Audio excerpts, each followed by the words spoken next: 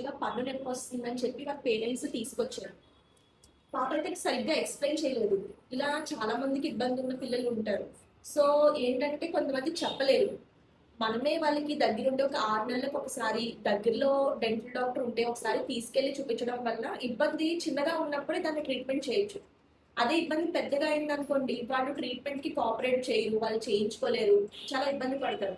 So ఏంటంటే ఇలా kids ఎవరికైనా ఉంటే గనక లేట్ చేయకుండా మీరే ఒకసారి నోరు తెరిచి వాళ్ళకేమైనా ఇబ్బంది ఉందా అని చూడాలి. 6 నెలలకు ఒకసారి దగ్గరలో డెంటల్ డాక్టర్ ఉంటే ఒకసారి చెకప్ ఇబ్బంది ఉన్నా లేకపోయినా చెకప్ అయితే చేయించాలి. అలాగే బ్రష్ కూడా వాళ్ళకి చేయడం సరిగ్గా రాదు. మామూలుగానే చిన్నపిల్లలు సరిగ్గా చేయరు. వీళ్ళేంటంటే ఇంకా నెగ్లెక్ట్ చేసుకుంటారు. సో ఖచ్చితంగా ఉదయం ఒకసారి బ్రష్ చేయించాలి. రాత్రి పడుకునే ముందు కూడా కంపల్సరీగా వాళ్ళకి దగ్గరుండి మనమే బ్రష్ చేయించి పడుకోబెట్టాలి. ఇలా జాగ్రత్తలు తీసుకోవడం వల్ల మనకి ఇబ్బంది అనేది ఎక్కువ అవ్వకుండా ఉంటది. వన్స్ ఇబ్బంది పెరిగిపోతే చిగుళ్ళకి గానీ, పళ్ళకి గానీ వాళ్ళు చాలా ఇబ్బంది పడతారు. మనకి తెలీదు. పిల్లలు ఆ నొప్పికి చాలా ఇబ్బంది పడతారు.